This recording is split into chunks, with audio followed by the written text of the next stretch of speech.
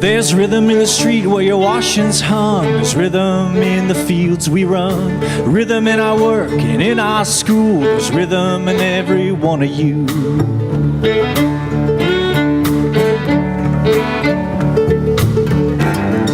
In each and every one of you.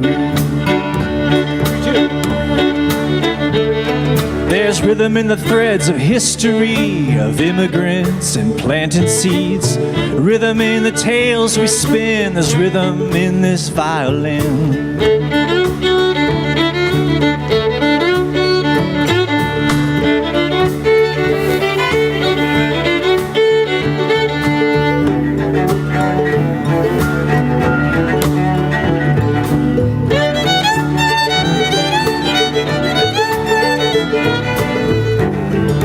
Rhythm in the tales we spin.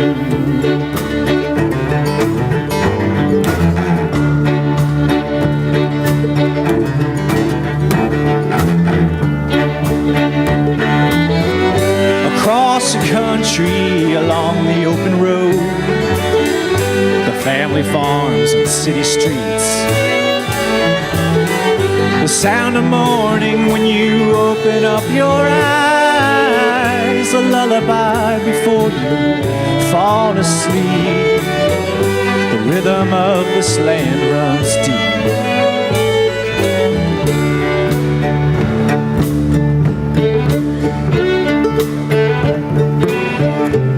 Well, there's rhythm in the clouds floating across the plains. There's rhythm to the thunder and the rain.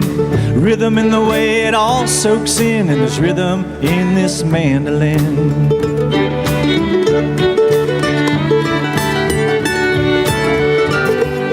I love the way it all soaks in.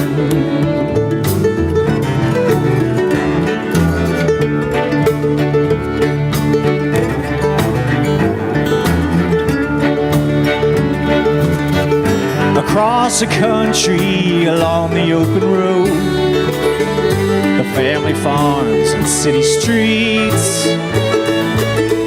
the sounds of morning when you open up your eyes, a lullaby before you fall asleep. The rhythm of our land runs deep.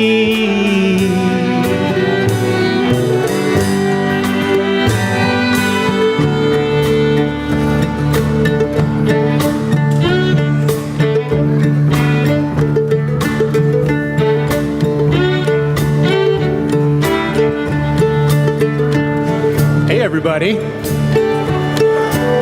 There's rhythm in our country's history. Music was always a big part of what made our country great. Let's take it back to George Washington's day. Can anybody tell me who George Washington was? Who was he?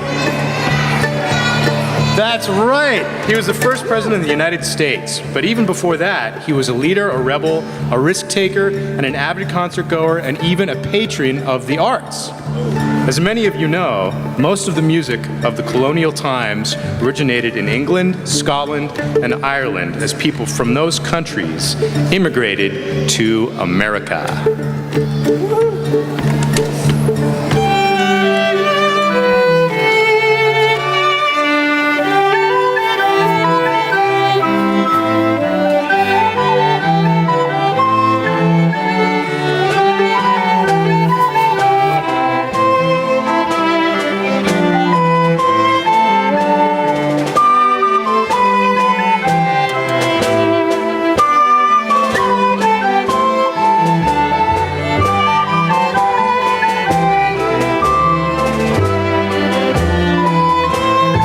Well, as my friend Ben said,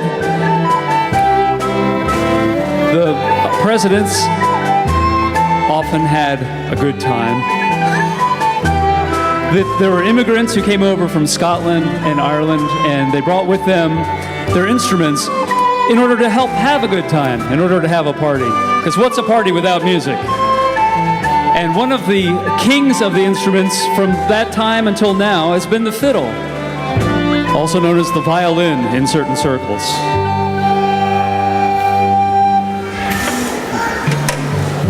So, born in York, Pennsylvania in 1768, Johnny Durang was the first American to become famous as a dancer. He saw a French hornpipe dancer by the name of Roussel. He was captivated by the man's style, dress, and the original steps he performed, so he went home and he practiced them as hard as he could until he could do all of this man's steps and many more of his own. He then joined a dance troupe. Let's call it Ye Old American Dance Company. So I just made that up. But there he met a German dwarf, and I'm not making that part up, who wrote him a tune just to accompany this hornpipe. So the tune is called Durang's Hornpipe, and it has been handed down through the centuries, and we're going to play it for you now. And we're joined by dancer Matthew Alwell, who's come to join us all the way from Washington, D.C., so please make him welcome as we play Durang's Hornpipe.